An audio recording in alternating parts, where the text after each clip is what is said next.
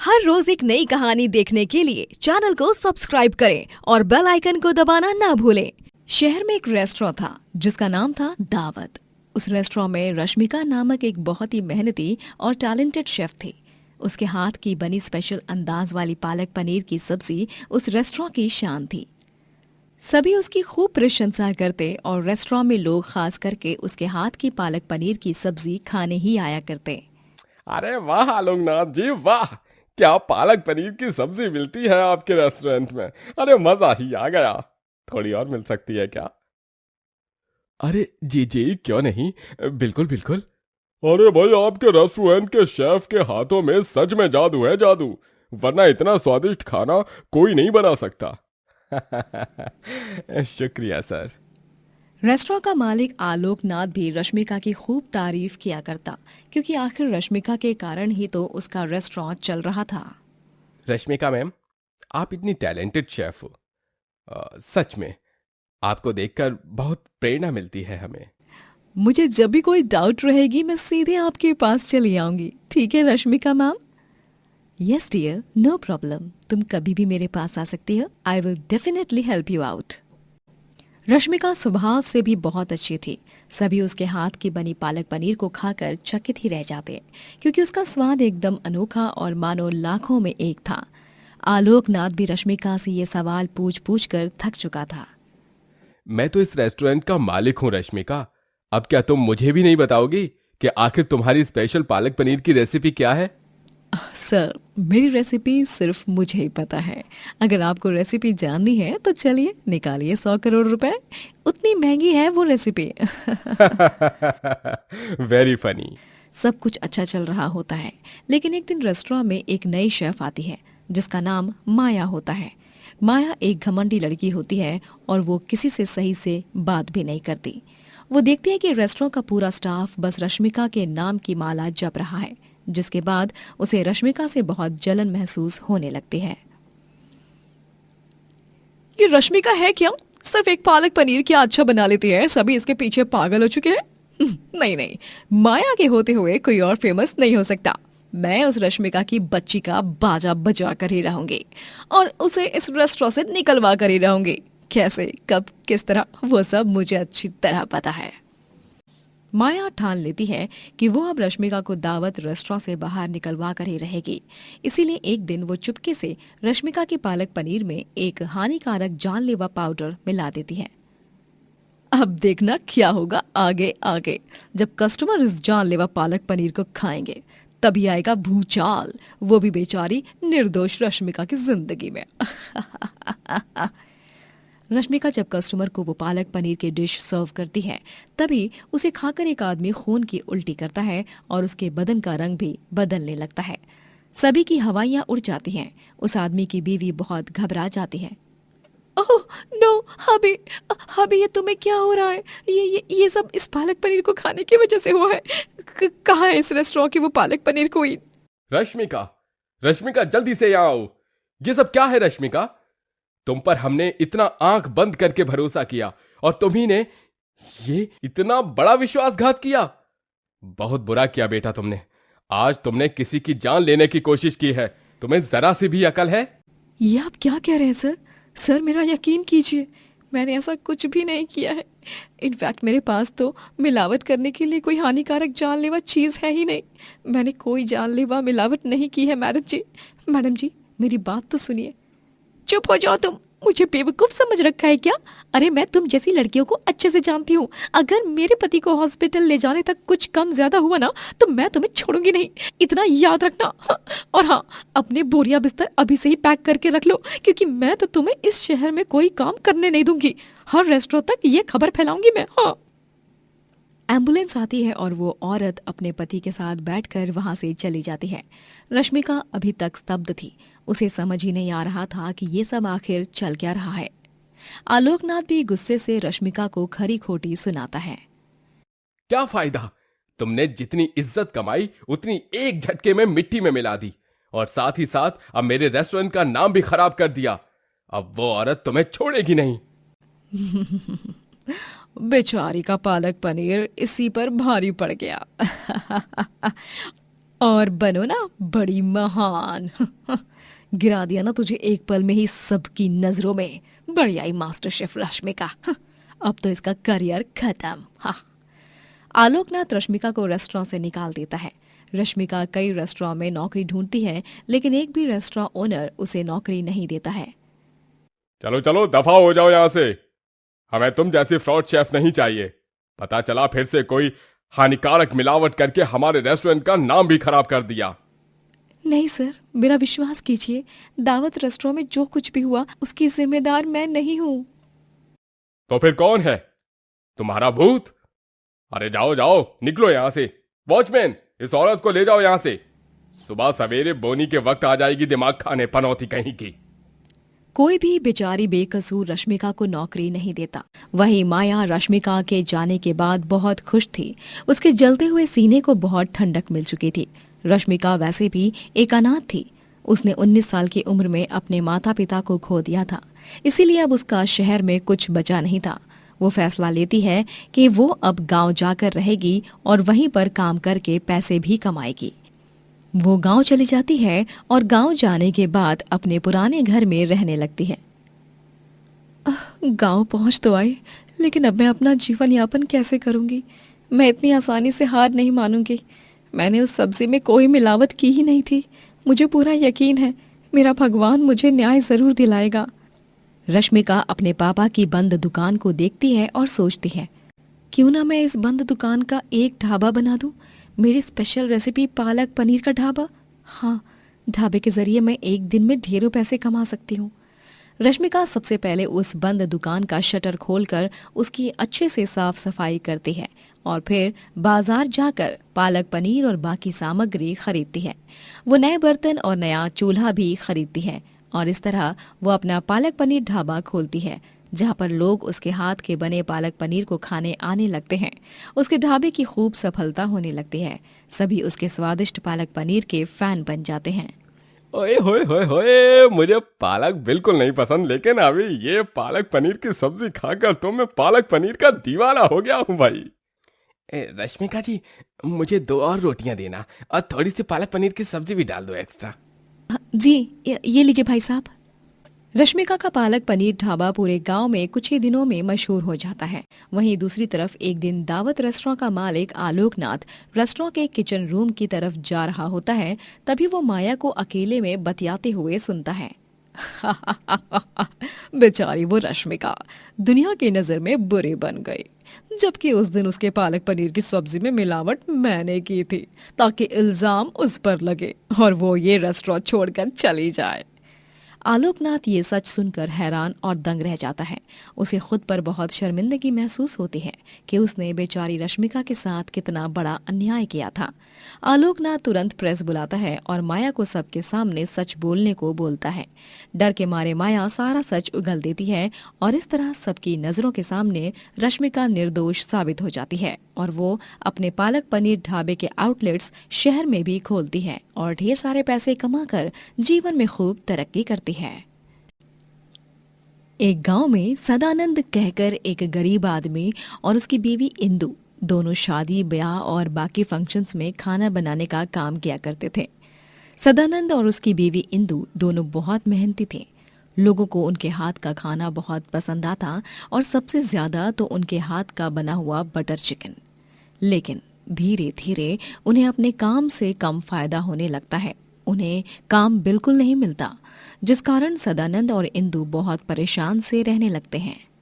Lockdown के बाद तो अब शादियों में गिने चुने लोगों को ही आने की अनुमति है, जिस कारण सभी अब अपनी शादियों में खुद ही खाना बना रहे हैं। और इसी वजह से हमें काम ना के बराबर मिल रहा है। जी, मुझे तो कुछ भी समझ में नहीं आ रहा है, क्या कैसे होगा। घर में राशन भी खत्म होने को आया है। आप वो हीरा लाल के यहाँ पर गए थे ना, उसे किसी फंक्शन के लिए खाना बनाने के लिए लोग चाहिए थे। हाँ इंदु, लेकिन हीरा लाल ने कहा कि उन लोगों ने खाना बनाने वाले ढूंढ लिए हैं। उनके बेटे का नामकरण है, उसका फंक्शन है। अरे नहीं, एक काम मिला था वो भी हाथ से गया। हे भगवान, ये कैसी परीक्षा ले रहे हो आप हमारी। 2 दिनों तक इंदु जैसे तैसे घर में बचे खुचे राशन से काम चला लेती है, लेकिन 2 दिन बाद घर में सारा राशन खत्म हो जाता है। अरे इंदू, चाय बनी कि नहीं अभी तक? टेंशन के मारे सिर फटे जा रहा है मेरा। अरे जल्दी से लाओ ना। जी माफ कीजिए, लेकिन मैं आपको चाय नहीं दे सकती। घर में ना दूध है ना चीनी। मेरे पास 20 रुपए पड़े हैं शायद। मैं उनसे आपके लिए राजू चाय वाले से चाय ले आती हूँ, साथ में बिस्किट या बन मस्का भी ले आती हूँ। अब दोपहर को तो कुछ नहीं है खाने को, रात में मंदिर के भोजन से काम चला लेंगे। ठीक है इंदू, एक काम करो, तुम रहने दो, मैं जाकर चाय लाता हूँ, 2 पैसे। इंदु की जगह सदानंद चाय लेने जाता है। तभी वहां पर वो व्याकुल हीरालाल को उसी के घर की तरफ जाते हुए देखता है। अरे हीरालाल, अरे रुको तो 1 मिनट। सदानंद, अच्छा हुआ तू यहीं पर मिल गया। मैं तेरे ही घर जा रहा हूँ। सुन, जल्दी से तू और भाभी जी तैयार हो जाओ दोनों। वो अंतिम समय पर उस खाना बनाने वाले की तबीयत बिगड़ गई, जिस कारण वो और उसका भाई आज खाना बनाने नहीं आ सकते। तो इसीलिए तेरा ही चेहरा आया दिमाग में सबसे पहले। अरे धन्यवाद मेरे भाई। मैं और इंदु, हम दोनों अभी आ रहे हैं। पता बता। सदानंद और इंदु उस नामकरण के फंक्शन में जाकर खाना बनाते हैं और उन्हें अच्छे खासे पैसे भी मिल जाते हैं, जिनसे उनका 1 हफ्ते का गुजारा आराम से हो जाता है। इंदु अब सोचती है, जी हम कब तक यूं ही शादी ब्याह और बाकी फंक्शंस में यूं ही खाना बनाते रहेंगे? हमें कुछ ना कुछ तो करना ही होगा जिससे हम रोज पैसे कमाते रहें। लेकिन इंदु, हम ऐसा क्या कर सकते हैं? क्यों ना हम अपना एक ढाबा खोलें? इंदु की ये बात सुनकर सदानंद चौंक जाता है। ये तुम क्या कह रही हो इंदु? एक ढाबा? तुम्हें पता तो है ना, एक ढाबे को बनाने के लिए कितने पैसों की जरूरत पड़ती है, और तो और उसमें बनाने वाले खाने का खर्च अलग। जी आप पूरी बात तो सुन लेना पहले। हम अपने घर के आंगन को ही ढाबा बना देंगे। भगवान की कृपा से हमारा आंगन बहुत बड़ा है, लोग आसानी से उसमें बैठकर खाना खा सकते हैं। और रही बात क्या बेचने की, तो हम लोगों को कई सारी नहीं बल्कि एक ही पदार्थ बनाकर बेचेंगे जो लोगों को सबसे ज्यादा पसंद भी आए और ज्यादा बिके भी। हाँ इंदु, ये वाला सुझाव काफी बढ़िया है। मैं सोच रहा कि क्यों ना हम बटर चिकन ही बेचें। वैसे भी हम दोनों जहां कहीं भी खाना बनाने जाते हैं, सभी सबसे ज्यादा हमारे हाथ के बने बटर चिकन को खाना बहुत ज्यादा पसंद करते हैं। जी हाँ, एकदम सही विचार है। बटर चिकन जैसा पदार्थ तो लोग बड़े चाव से खाएंगे। इंदु और सदानंद अपने घर के आंगन को एक ढाबे में बदल देते हैं और उसका नाम स्पेशल बटर चिकन ढाबा रखते हैं। एक ही दिन में उनके ढाबे पर ग्राहकों की लाइन लग जाती है। सभी को उनके हाथ का बना बटर चिकन बहुत पसंद आता है और उनका दिल खुश हो जाता है। ओहो, क्या स्वाद है जी, क्या स्वाद है। इस बटर चिकन ने तो बड़े से बड़े 5 स्टार रेस्टोरेंट में मिलने वाले बटर चिकन तक को फेल कर दिया भाई। वाह, सच में मैं इतने बड़े बड़े रेस्टोरेंट में गया हूँ, लेकिन इससे अच्छा बटर चिकन कहीं भी नहीं खाया। वाह। अरे आप दोनों मियाँ बीवी के बनाए इस बटर चिकन में पक्का किसी जादू इंग्रेडिएंट की मिलावट हुई है, हाँ? अरे भाई, बटर चिकन से तो मुझे प्यार हो गया है, प्यार। आज तो मैं जी भर के बटर चिकन खाऊंगा, चाहे जो कुछ भी हो जाए। अब इंदु और सदानंद का ढाबा पूरे गांव में फेमस हो चुका था। हर संडे को तो उनके ढाबे पर इतनी लंबी लाइन लगती है कि पूरा रास्ता ब्लॉक हो जाता था। इंदु और सदानंद आए दिन नई नई स्कीम्स और मार्केटिंग टेक्निक्स को अपनाकर अपने ढाबे पर ग्राहक आए इसकी योजना करा करते थे। अरे वाह, इस बटर चिकन ढाबे पर जिसने भी 3 मिनट में सारा बटर चिकन चट कर लिया ना, उसे पूरे 5 प्लेट बटर चिकन फ्री मिलेगा। और अगर कोई हारा तो उससे उस मुफ्त में खाए बटर चिकन के पैसे भरने पड़ेंगे। भाया, ये सब अपने बस की बात ना है। चल चल, यहां से चलते हैं। ओफो यार, तू भी ना सच में भीगी बिल्ली रहेगा। अरे रिस्क ना लेना ही खुद में एक तरह का रिस्क है। चल अपनी किस्मत को आज आजमा कर ही देखते। वो दोनों ग्राहक उस चैलेंज को एक्सेप्ट तो कर लेते हैं, लेकिन उसे पूरा करने में असफल रह जाते हैं। इसी तरह दिन ब दिन बटर चिकन ढाबे की रेपुटेशन गांव में किसी बड़े से रेस्टोरेंट से भी ज्यादा बढ़ने लगती है। तभी एक दिन अचानक गली में घोषणा होती है कि अगर 3 दिनों के अंदर ही अंदर उस गली के लोगों ने अपने अपने घरों को खाली नहीं किया तो वो तोड़ दिए जाएंगे, क्योंकि उन घरों की जगह पर एक सुंदर सा बंगला बनने वाला था जो कि किसी अमीर आदमी का होता है। सभी गली वाले इस बात को सुनकर हैरान परेशान हो जाते हैं। अभी अभी ही हमारे जीवन में जरा सी खुशियां क्या आ गई, उन्हें तुरंत नजर लग गई। अब हमें इस घर को छोड़कर कहीं और रहने जाना होगा, और इस घर को खाली करना मतलब हमारे बटर चिकन ढाबे को बंद करना। जी, मेरा तो यही सोचकर बीपी हाई हो रहा है। पता नहीं क्या होगा, लेकिन जो भी होगा मेरे मेरे कान्हा जी सब सही करेंगे। मकान ढूंढने लगते हैं और उन्हें एक घर भी मिल जाता है, लेकिन वो बहुत छोटा होता है और उनके सामने अब ढाबे को खोलने की समस्या खड़ी हो जाती है। अब घर भी मिल गया, लेकिन हम हमारा बटर चिकन ढाबा कहाँ खोलेंगे? घबराओ मत इंदु, सब ठीक हो जाएगा, भरोसा रखो। मैं और भी जगहों पर जाकर ढाबे के बारे में पता लगाता हूँ। क्या पता कोई बड़े दिल वाला हमें अपना मकान दे दे, कम पैसों में ढाबा फिर से खोलने। हाँ जी हाँ, यही कीजिए। सदानंद गांव में कई जगहों पर जाकर ढाबे के लिए जगह ढूंढता है, लेकिन उसे कहीं कोई जगह या मकान नहीं मिलता। जब वो शाम में बाजार से लौट रहा होता है, तभी वो देखता है कि एक समोसा और वड़ा पाव वाला ट्रक में समोसा वड़ा पाव बना बनाकर लोगों को बेच रहा है। अरे वाह, ये तो ट्रक ढाबा है। क्यों ना इंदु और मैं अपना एक ऐसा ही ट्रक ढाबा खोल ले। सदानंद ये बात जाकर इंदु को बताता है। हाँ हाँ जी, वैसे भी आपके दोस्त विभूति के पापा की ट्रक वैसी ही पड़ी है उनके रिटायरमेंट के बाद। विभूति तो एक बार आपको वो ट्रक मुफ्त में भी देने के लिए राजी हो गया था, लेकिन आप ही ने मना किया था। आप उनसे बात कीजिए न जाकर। हाँ इंदु। सदानंद अपने दोस्त विभूति के पास जाकर उसके पापा की ट्रक को ले लेता है और वो उसकी बहाली करके उसे एक ढाबे के रूप में बदल देता है। सभी बटर चिकन ट्रक ढाबे पर बटर चिकन खाने आते हैं और इस बार तो ट्रक ढाबे के जरिए उस आंगन वाले ढाबे से भी ज्यादा मुनाफा होने लगा था। सदानंद पैसे इकट्ठा होने के बाद विभूति को ट्रक के पैसे दे देता है और वो और इंदु दोनों एक सुखी जीवन व्यतीत करने लगते हैं। प्रमोद एक गरीब इडली वाला था जो गांव में अपने माता पिता बंसीलाल और सुचित्रा के साथ रहा करता था। उसके माता पिता बहुत बूढ़े हो चुके थे। प्रमोद बड़ी ही मेहनत और मशक्कत करता, लेकिन उसके बावजूद भी उसके इडली ठेले पर ज्यादा लोग नहीं जाते। अरे इडली ले लो, इडली स्वादिष्ट और मजेदार इडली, स्वाद ऐसा कि दीवाने हो जाओगे। अरे इडली ले लो, इडली आओ आओ, इडली खाओ, इडली खाओ, इडली ले लो। नमस्ते भाई साहब। हाँ जी नमस्ते, बताइए कितनी प्लेट दूं इडली? सुबह से दोपहर हो चुकी थी और ये प्रमोद का पहला ग्राहक था।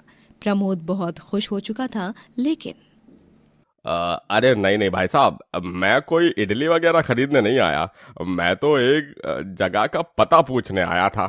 ये क्या आप मुझे बता सकते हैं कि इस गांव का हनुमान मंदिर कहाँ है? अच्छा, तो ये बात है। ठीक है जी। वो उस रास्ते से उस रास्ते से जाइए और वहां एक हाथ गाड़ी में बैठकर आपको हाथ गाड़ी वाला सीधे मंदिर तक छोड़ देगा। अच्छा ठीक है, धन्यवाद भाई साहब। प्रमोद बहुत उदास हो जाता है। गांव में उसकी इडलियों की बिक्री ही नहीं हो रही थी। एक दिन जब उसके माता पिता गांव की एक शादी में जाते हैं, तभी उस मंडप में आग लग जाती है, जिस आग में जलकर सभी जल जाते हैं और उस हादसे में प्रमोद अपने माता पिता को खो देता है। उन दोनों की मौत के बाद वो पूरी तरह टूट चुका था। माँ, पापा, मैं अब क्या करूंगा आप दोनों के बिना? हाँ, अब मैं इस दुनिया में कैसे जीऊंगा? आप दोनों ही मेरा सहारा थे, मेरा आसरा थे। आप दोनों के अलावा तो मेरा इस दुनिया में कोई भी नहीं है। ऐसा नहीं होना चाहिए था, ऐसा नहीं होना चाहिए था। प्रमोद अब ठीक से काम पर मन भी नहीं लगा पा रहा था। वो एक दिन एक फैसला लेता है। बस बहुत हुआ, अब मैं इस गांव में और नहीं रहूंगा। यहाँ रहकर मेरी इडली की बिक्री भी नहीं हो रही है। ये नुकसान झेलने से अच्छा यही रहेगा कि मैं शहर जाकर रहूं। गांव और शहर की जनसंख्या में जमीन आसमान का फर्क होता है। वैसे भी यहाँ रहकर मुझे पल पल माँ पापा की याद सता रही है। मुझे हिम्मत बांधकर मजबूत होना होगा हर हाल में। प्रमोद अब अपना सारा सामान लेकर शहर आ जाता है, जहाँ पर एक चौल में वो किराए के एक मकान में रहने लगता है। प्रमोद शहर में इडली बेचने लगता है और तभी उसके पास ज्यादा ग्राहक नहीं आते। गांव से शहर में आ गया, अब क्या मैं चांद पर जाकर इडली बेचूं? हे भगवान, इतनी परीक्षा क्यों ले रहे हो मेरी आप? मुझे कुछ समझ नहीं आ रहा कि मैं अब क्या करूं। प्रमोद बाकी ठेलों की तरफ देखता है। सभी देसी पदार्थ ही बेच रहे होते हैं, लेकिन एक मॉडर्न स्टाइल में, जैसे कि omelette paratha, burger samosa, egg samosa, momo kachori. अच्छा, तो अब समझा, ये सभी मॉडर्न स्टाइल में खाना बेच रहे हैं। लेकिन मुझे तो सैंडविच के अलावा और कुछ मॉडर्न डिश नहीं आती। अरे वाह, आइडिया! क्यों ना मैं इडली सैंडविच बनाकर बेचूं? हाँ, ये एकदम सॉलिड आइडिया रहेगा। सभी इडली सैंडविच को बड़े ही चाव से खाएंगे, क्योंकि सैंडविच एक बहुत ही फेमस स्ट्रीट फूड है। प्रमोद इडली और सैंडविच का मिलन करके इडली सैंडविच बनाकर बेचने लगता है। उसके ठेले पर बहुत से लोग इडली सैंडविच खाने आने लगते हैं और सभी को इडली सैंडविच बहुत पसंद भी आता है। अरे वाह यार, क्या झक्कास इडली सैंडविच बनाया है, मजा ही आ गया। हाँ भाई, मुझे तो एक और प्लेट देना इडली सैंडविच। मैं तो तुम्हारे इडली सैंडविच का बहुत बड़ा फैन बन चुका हूँ। भैया, मैं एक यूट्यूबर व्लॉगर हूँ, क्या आप मुझे अपने इडली सैंडविच ठेले का वीडियो शूट करने दे सकते हो? मेरे पूरे 15,000 सब्सक्राइबर्स हैं। हाँ हाँ, क्यों नहीं, बिल्कुल बिल्कुल, करो ना शूट। प्रमोद का वीडियो 2 दिनों में ही वायरल हो जाता है और वो इंटरनेट पर हर जगह ट्रेंड करने लगता है। फेमस होने के बाद सभी लोग उसके साथ सेल्फीज क्लिक करने के लिए आते हैं। उसके बाद में और भी कई व्लॉगर्स और ब्लॉगर्स आकर उसका वीडियो रिकॉर्ड करने लगते हैं और उसका इंटरव्यू लेते हैं। प्रमोद कुछ ही दिनों में एक स्टार बन जाता है। अब उसके इडली सैंडविच ढाबे पर ग्राहकों की लंबी लाइन लगती ही रहती है। वो इडली सैंडविच बेच बेच कर बहुत पैसे कमा लेता है और एक बड़े घर में रहने लगता है। वो अपने इडली सैंडविच के कई सारे आउटलेट्स खोलता है और अब वो ढेर सारी संपत्ति का मालिक भी हो जाता है। सभी उसे प्रमोद इडली सैंडविच वाला के नाम से जानने लगते हैं। वो अपने बंगले में अपने माता पिता की बड़ी बड़ी तस्वीरें लगा लेता है। काश काश आप दोनों आज मेरे साथ होते माँ पापा। मुझे जीवन में इतना आगे बढ़ता हुआ देखकर आप दोनों कितने खुश होते। खैर, मैं जानता हूं कि आप दोनों जहां कहीं भी हो, मेरे साथ ही हो और मेरे पास हो, और आप दोनों को मुझ पर बहुत गर्व महसूस हो रहा होगा। एक दिन प्रमोद जब नींद से उठता है, तभी वो अपने आप को एक कमरे में किडनैप्ड पाता है। उसके हाथ पांव बांधे हुए होते हैं और वो हिल डुल नहीं पा रहा होता है। ये ये क्या? मेरे मेरे हाथ पांव बंधे हुए? ये मैं कहाँ आ गया? ये कौन सी जगह है? प्रमोद तभी एक आदमी को उस कमरे में आते हुए देखता है, जो हूबहू प्रमोद जैसा ही दिखता है। प्रमोद उसे देखकर हैरान रह जाता है। तुम कौन हो? तुम तो बिल्कुल मेरी तरह ही दिखते हो। ऐसे कैसे संभव हो सकता है? तुम हो कौन? अरे मुझे बताओ, तुम कौन हो? मैं तो प्रमोद हूँ। हाँ, तुम कौन हो? अरे बकवास मत करो, मैं प्रमोद हूँ, तुम कोई बहरूपिया हो। अच्छा ठीक है, ज्यादा सस्पेंस ना बढ़ाते हुए सच बता ही देता हूँ। तूने वो बात तो सुनी होगी ना, इस दुनिया में एक जैसे दिखने वाले 7 लोग होते हैं। बस उन्हीं 7 लोगों में से मैं तुम्हारा एक हमशक्ल हूँ।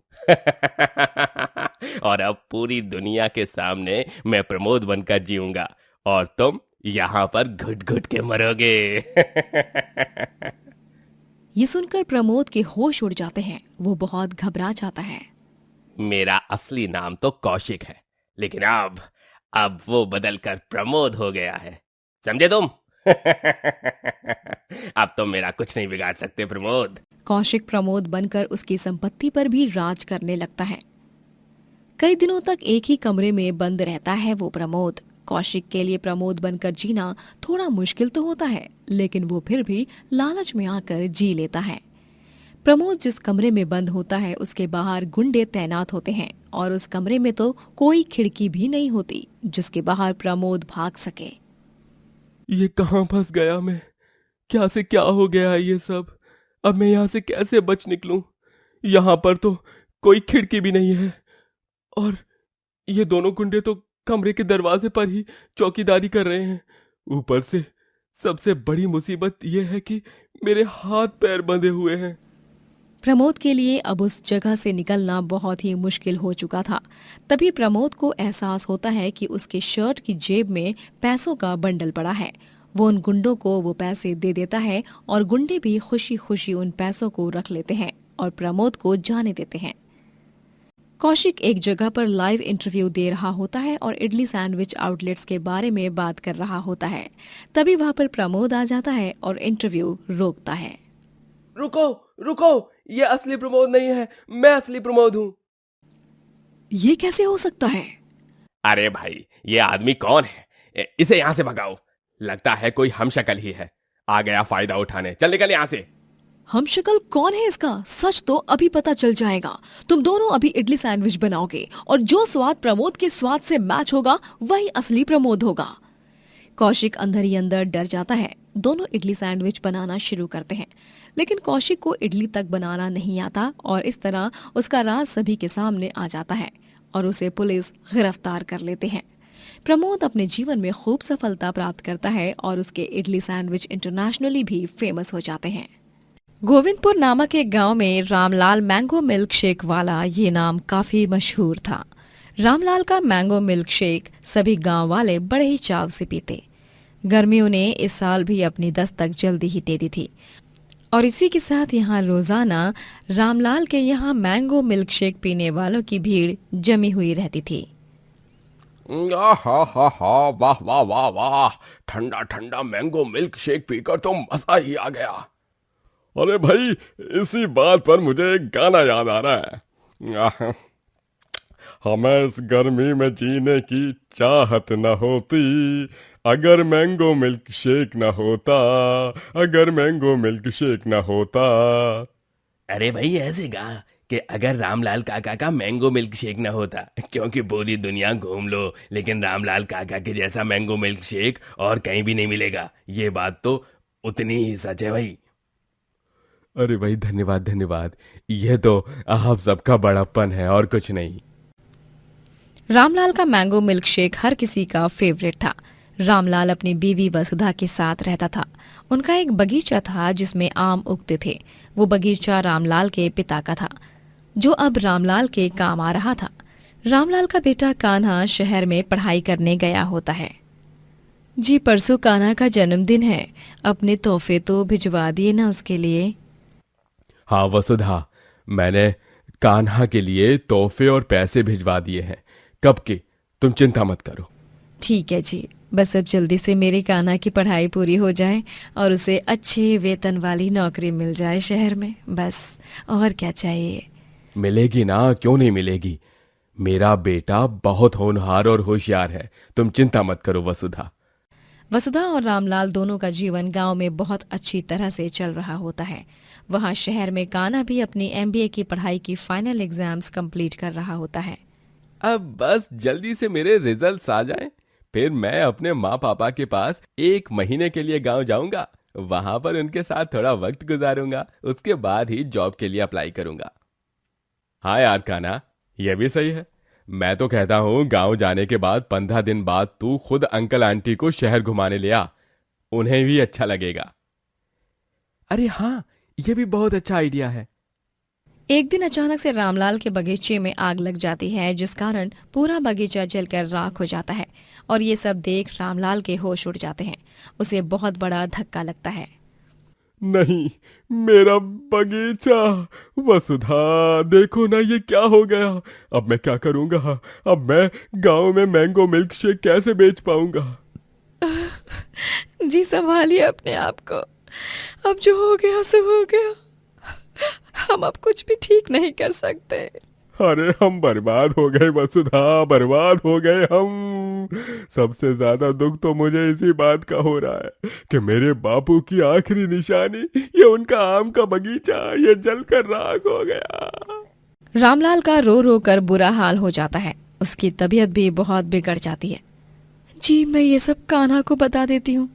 नहीं वसुधा, कान्हा को कुछ मत बताओ, उसे ये सब पता चला तो वो अपने फाइनल एग्जाम्स पर ध्यान नहीं दे पाएगा, खामखा टेंशन ले लेगा। उसे कुछ मत बताओ वसुधा, उसे कुछ मत बताओ। ठीक है जी, लेकिन अब हम क्या करेंगे, कैसे रहेंगे इस गांव में? हमें कुछ ना कुछ तो करना होगा।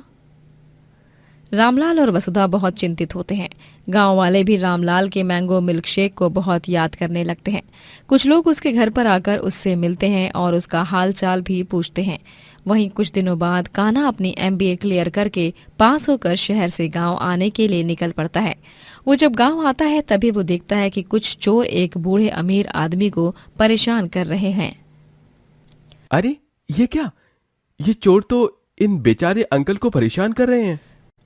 कान्हा उस अमीर आदमी के पास जाकर उसे उन चोरों से बचाता है। ए दूर आओ, चलो निकलो यहाँ से।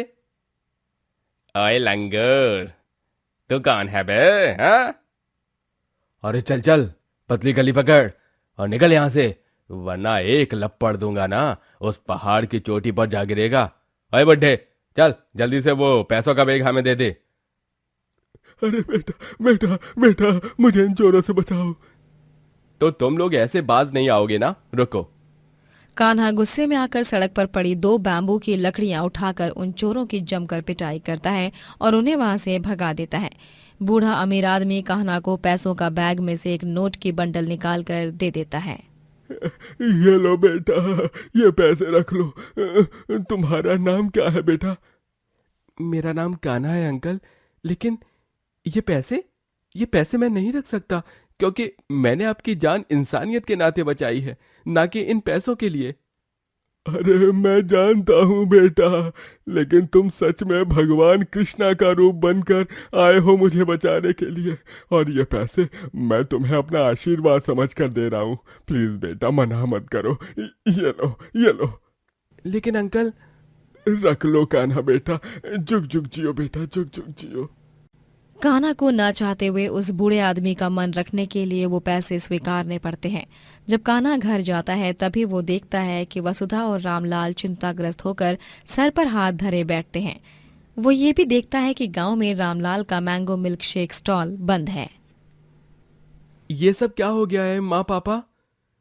अरे बेटा, हमारा बगीचा जलकर राख हो गया, अब हमारे पास कुछ भी नहीं बचा। तो इस सब की कोई चिंता मत कर कान्हा, तू रुक, मैं आरती की थाली लाती हूँ। तेरी आरती और नजर उतारती हूँ बेटा। वसुधा कान्हा की आरती उतारती है और उसकी नजर भी उतारती है। तभी कान्हा अपने बैग में से एक मिठाई का बॉक्स निकालता है। बस हो गया पापा, अब दुखों को करो गुड बाय और खुशियों को करो वेलकम। ये लो, मुंह मीठा करो। लेकिन क्यों बेटा? पहली बात तो मैंने MBA क्लियर कर लिया है, और दूसरी बात ये कि बगीचा तो हमें मिलेगा, लेकिन ये नहीं दूसरा वाला। ये दोनों खुशखबरी सुनकर वसुधा और रामलाल अत्यंत खुश हो जाते हैं। कान्हा उन दोनों को उस आदमी के दिए हुए पैसे दिखाता है और वो उन्हीं पैसों से एक सेठ से बगीचा खरीदता है, जहाँ के आम से वो और उसका पिता रामलाल फिर से मैंगो मिल्क शेक बेचने लग जाता है। अरे मैंगो मिल्क शेक ले लो भाई, मैंगो मिल्क शेक, ठंडा ठंडा fresh fresh mango milk shake, vanilla ice cream की टॉपिंग के साथ। अरे भाई वाह, बाप बेटे दोनों एक साथ। रामलाल काका, इतने लंबे टाइम बाद आपको देखकर और आपके इस मैंगो मिल्क शेक को पीकर दिल खुश हो गया। सच में आज जाकर हमारी प्यास बुझी है इस अमृत समान मैंगो मिल्क शेक को पीकर। अरे भाई, मानना पड़ेगा कान्हा बेटवा, तुम तो बिल्कुल अपने पापा के जैसे सेम टू सेम स्वाद वाला मैंगो मिल्क शेक बनाते हो। जी, आपका बहुत बहुत धन्यवाद अंकल। दिन ब दिन रामलाल की उम्र होने लगती है और इसी कारण अब कान्हा उसके मैंगो मिल्क शेक बिजनेस को संभालने लगता है और वो उसे और भी बड़ा कर देता है, एक दुकान खरीदकर, जहां वो मैंगो मिल्क शेक ढाबा खोलता है। इस मैंगो मिल्क शेक को बेचकर ही मैं दिन में इतने हजारों रुपए कमा रहा हूं, क्यों ना मैं इसी में अपना करियर कंटिन्यू करूं।